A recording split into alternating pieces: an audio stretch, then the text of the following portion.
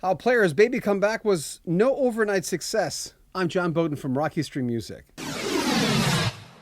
First of all, make sure you subscribe to our channel and click on that little bell notification so you get told when we have a brand new interview. There's lots coming up and lots of music news as well.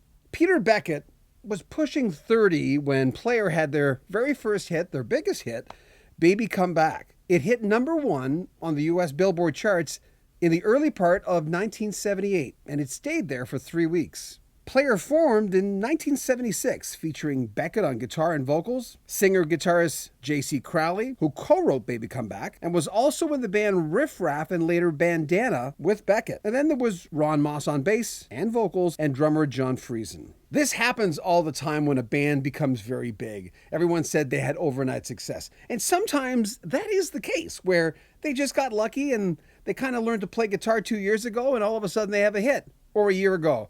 Or they can't play an instrument, or they won a talent contest. All the guys in the band Player had been around, but Peter Beckett's our special guest.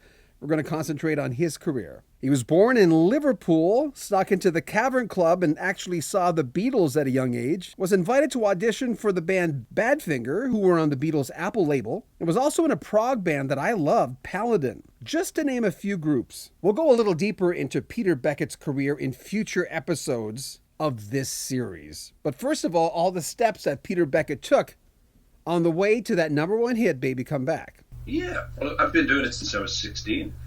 I left work when I was 16 and turned professional and was playing all over England and Europe by the time I was 17, you know. So, yeah, long time. But that would have made it easier for you, I think. Don't you think? Or did it not help you deal with fame? You'd not had that kind of fame before, but did that not help you at least feel more grounded?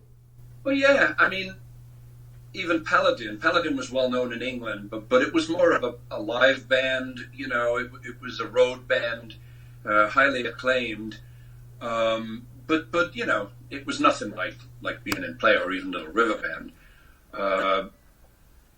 But, you know, I never found it. You know what I found about that whole thing? I found out that it's not really, in my case at least, it wasn't me that changed. It was like the people I would talk to, you know, friends that you'd known for a while, talk to you differently because you were on TV last night, you know.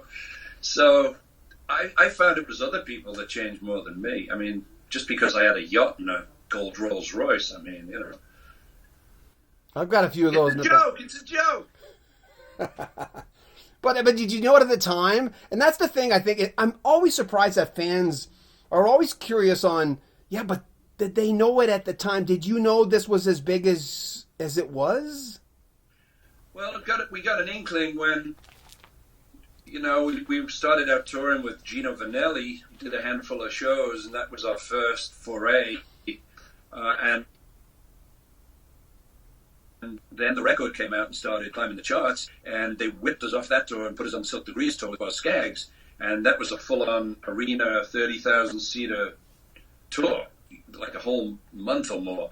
And we knew then. That's when it kind of hit us. But I must say, like, the most exciting moment for me, at least, we were in this getting ready for the Gino Vanelli tour. We hadn't done any gigs yet, and the record had only been out a little while, and the manager comes running in and he says, "Your song is number 80 on Billboard." And we just went crazy, you know. We just, oh my God, we're on Billboard. It was an even bigger moment than when we were told it was number 1, you know. It was like all new. It was great. The thing about having your first spot on Billboard, you're not unlike a lot of artists, and you know this already, that it's always that, it's like we were saying last time we chatted, it's like the first house you buy might be small, but it's the first out, that first chart position. Yeah, it's the first one you own. That's right. Where were you when you first heard it on the radio? When I first did on the radio, I think I was actually with some of the other guys, the Player guys, and we were going to lunch on Sunset Strip at a place called Butterfield's, and it came on and we turned it up and blasted it, and then we went to Butterfield's and got drunk. It was great. How often do you go out? I mean, what's your schedule like? All summer. I've been out all summer, whether it's been one-offs on the weekend or we just, like I said, we just did a whole cluster together.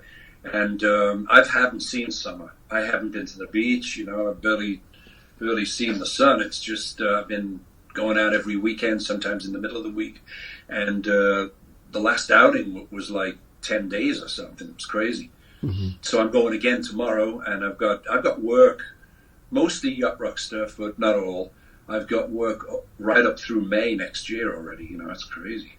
Okay, well, we're at Levitt Pavilion in Dayton, Ohio, the day after tomorrow, which is Thursday. I leave tomorrow morning, and it's a charity thing, actually. We're doing a show that hopefully will provide them with the income to put on free concerts all summer for the local people. So if you have a chance to plug that, be great. It's Ambrosia, and it's Peter Beckett and John Coley. And Ambrosia is the house band. They do all their hits. We come on and do ours. And it's like a 120-minute show, I think. And be great bang for people's buck if they want to come down. Remember, it's happening in Dayton, Ohio on Thursday night. We've got Peter Beckett, the voice of Player, Ambrosia and Friends, and John Coley of England Dan and John Coley. There'll be links in the description of this video where you can get information on that concert. If you're near it, check it out. Proceeds going to a good cause, as he mentioned. More on Peter Beckett, one of my favorite interviews this year, coming up next week. Make sure you subscribe to our channel, share our videos, and comment on them as well. Share them on Facebook. We love it when you do that. Word of mouth on this channel, by the way, is mostly on Facebook and Twitter, but really mostly on Facebook. So when you share them on Facebook, you're helping our channel. I'm John Bowden from Rock History Music.